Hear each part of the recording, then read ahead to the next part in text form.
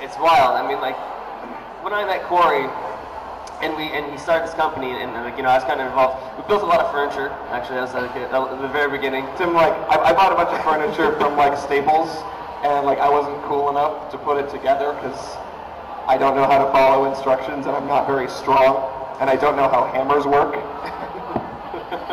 So Tim came over and like helped me put like our desks together and like our chairs together because Tim's awesome. And then I get to like look at his muscles as he does it.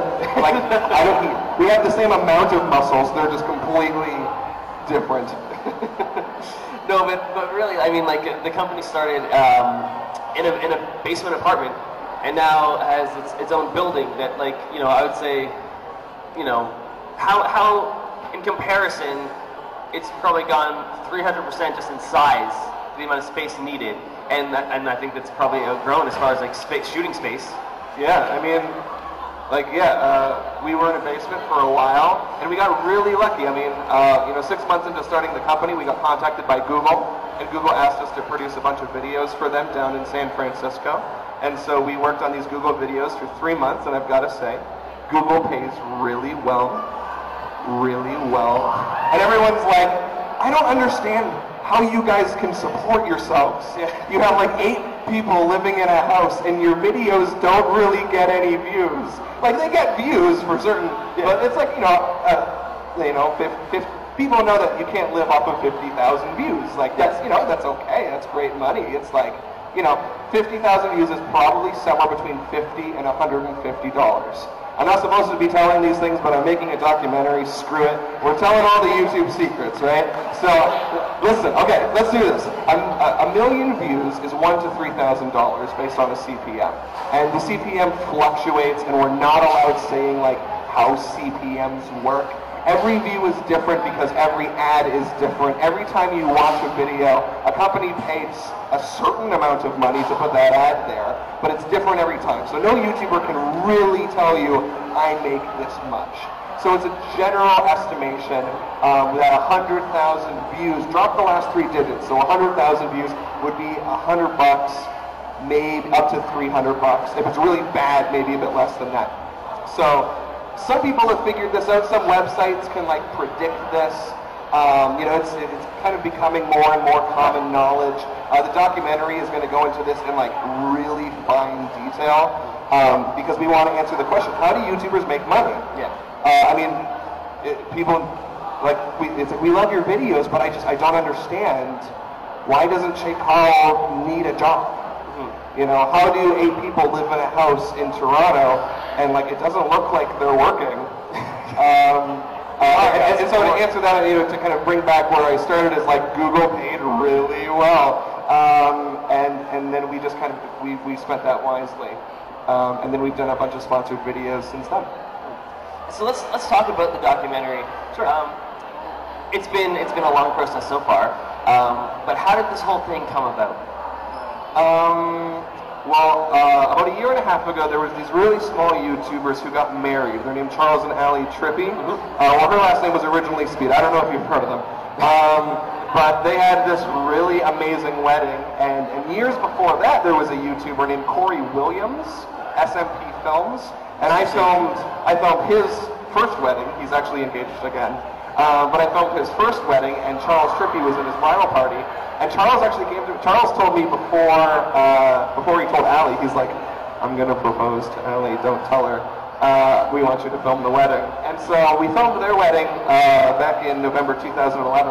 And I kind of started feeling then that I don't like being on camera as much as I thought I did. I don't think I'm going to be an actor. I like being behind the camera more than I like being in front of the camera. I really loved working on their video for them. And I started thinking then that, you know, I'm trying to say we should make a documentary. We should do what we did on Charles and Ali's wedding. We made like a 3-minute video.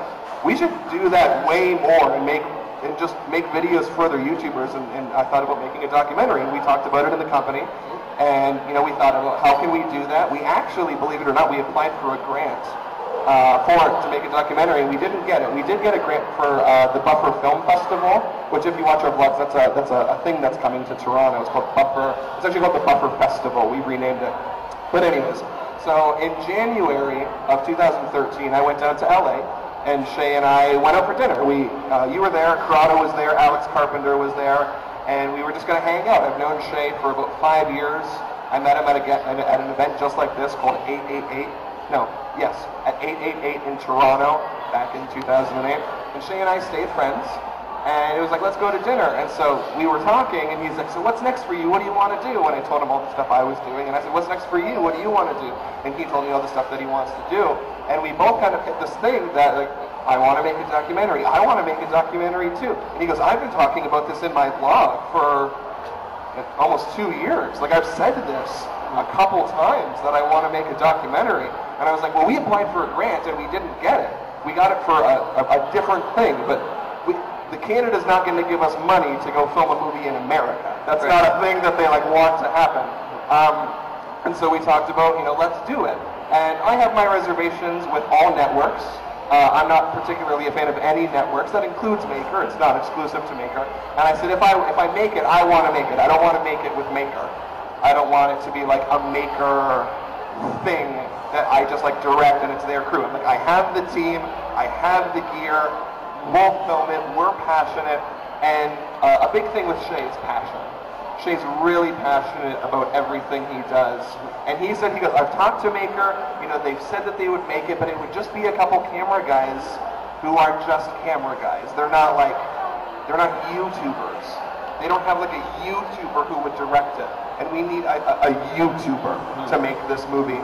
So let's make it. And we talked about different ways of funding it, and we thought, let's do an Indiegogo campaign. That way it's paid for by the community, made for the community. And we launched it January 15th, and by January 31st we had raised over $200,000, that's crazy. Thank you. That's all. Shay's fans are passionate. He's a guy I want to work with. Like, when I look at all of the YouTubers, I pick ones that, I want to work with them. I want to work with Charles Trippy. I want to work with Wheezy Waiter. I want to work with Shay Carl. Because they're people who inspire me. And so we filmed. We were ready quick. Halfway through February, immediately. I flew home to Toronto. We started planning everything. We had to make the assumption, let's assume we're going to get the money. We need to be there for Shay's birthday, which is March 5th. We need to get the gear. We need to get the van. We need to get all the things that we need. So we need to go at the end of February. It's February. We got it. And I went home to the team and I was like, sit down, guys. We got to talk. We're going to make a movie, and we're leaving Canada for 3 months, and you're all coming. Pack your bags. And it was really cool.